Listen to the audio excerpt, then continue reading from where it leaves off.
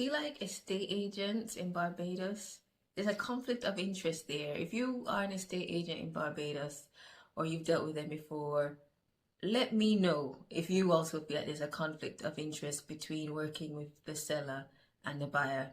So in this video, I'm going to detail my experience of getting an estate agent in Barbados. So in my initial video, I explained that I bought some land in Barbados last year actually this year. So I found the land in December 2025, completed on the purchase in March 2026. And by the end of this year, I'm hoping to start the build. But let's rewind, right? So before I even got the land, obviously, I was searching.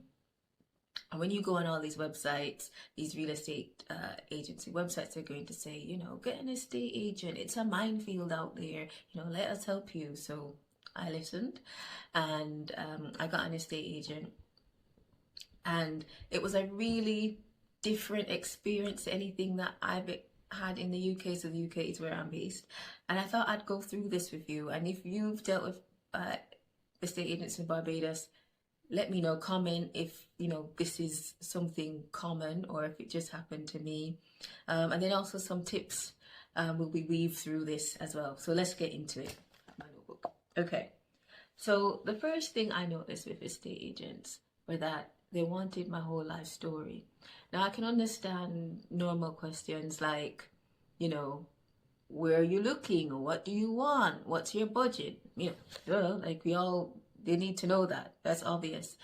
But why I thought there might be this conflict of interest, because agents in Barbados, their commission is linked to the selling price.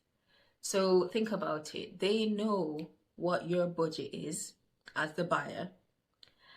And so in my mind, I'm like, well, how can you be working on my behalf when you know what my budget is? So for example, if a house is 500 grand, it's been sold for 450, what's stopping you from telling the buyer, look, her budget's 500, let's push to 450, 475?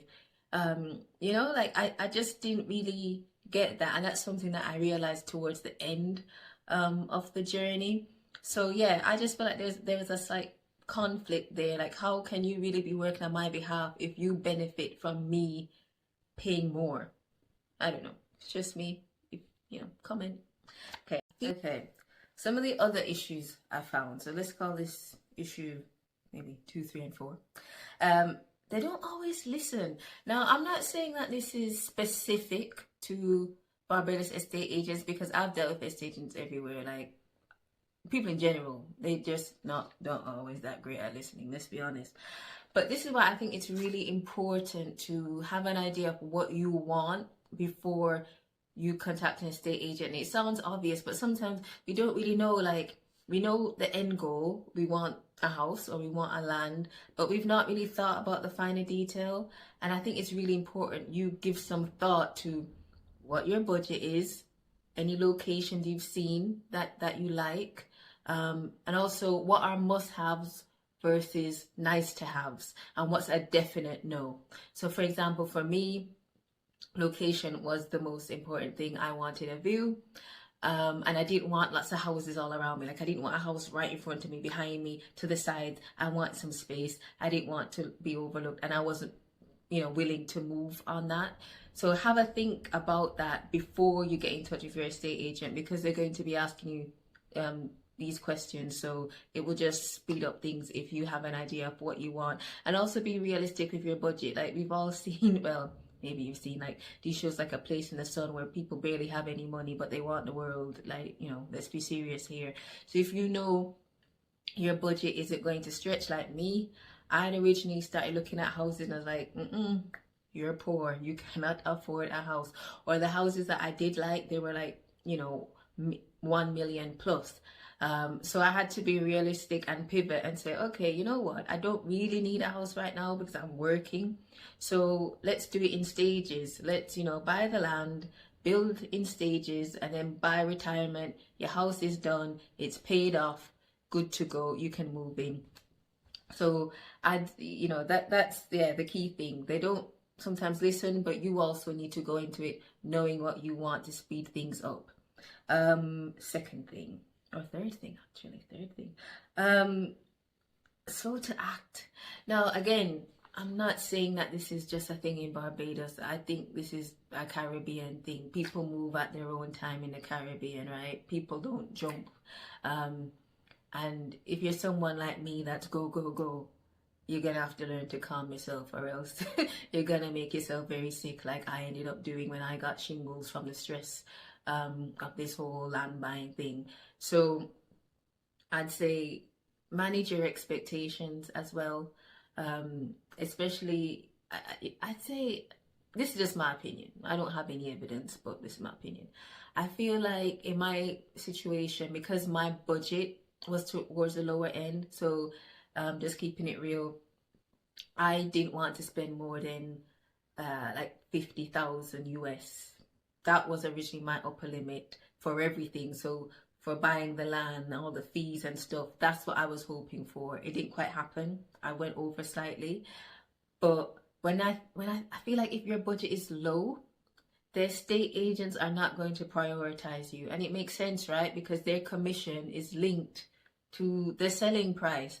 So if you have, your little money, which is a lot to you, they're not gonna be, quick to move when there's a house over there for 1.5 million that they're more concerned with, because, that's some big money coming into them. So just manage your expectations.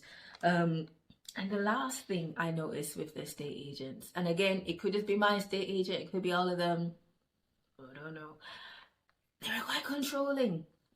So again, I'm the type of person where I like to move quick. I'm very decisive.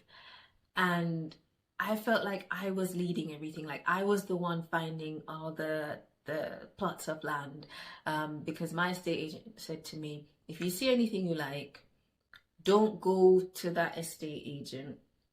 Show me.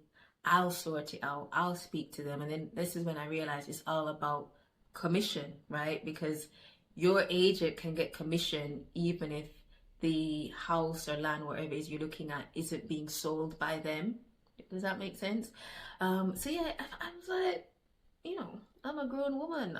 I'll talk to whoever I want to talk to. Like, why are you telling me don't go and speak to estate agent B that's selling the land that I'm interested? Why should I go through you? You're just, I don't understand. It's not efficient. I always felt like I was like in a controlling relationship or something. So I was like, I'm not. This isn't for me. So in the end, I ended up, finding this land that I bought kind of by myself, just doing my own research. But yeah, I'm interested if anyone else has also experienced any of these, and if you're starting to look for land, house, whatever, and you want an estate agent, these are just things to be, to be mindful. The fact that if you have an estate agent that's supposedly working for you, they will not like you, or they may not like you doing your own research and speaking to other agents, because they want that commission. So when you start speaking to other agents, then it gets messy as to, well, who actually found you that property and how do we split the commission? And also be really clear on what you want. Like, be open, because you may go in thinking, oh, I really want a house with 5 bedrooms, but then you see one with 3 and you're like, actually, that may work. But be really clear on, and this relates to any house land purchase wherever it is in the world, be really clear on what are your must-haves, what are you just not moving on, and what are nice to haves. And then also look yourself, see what your budget can allow you to do, because originally I was just wanted a plot of land, and I saw these houses, I think they're called the company's called like Versatile Barbados or something like that, where they make these kind of like modular houses that are really reasonable. And I just thought, oh, let's buy some land, put a little 1,200 square foot house on it. Like, I don't need anything grand. My plans did change. Now I'm going for a slightly bigger house. But yeah, just be clear, just be clear on what you want. And if it's what you want, it's what you want. As long as you can afford it, you know, go for it. Don't let the agent try and force you down an avenue you don't want to go down. Like, as I said, be open-minded, but at the end of the day, this is your future, this is your dream, this is what you want, you know. So be empowered, and don't be scared to speak up for yourself. It's funny because I feel like I've watched a few videos like these, and I feel like people don't always do that. So yeah, that's my experience of estate agents in Barbados.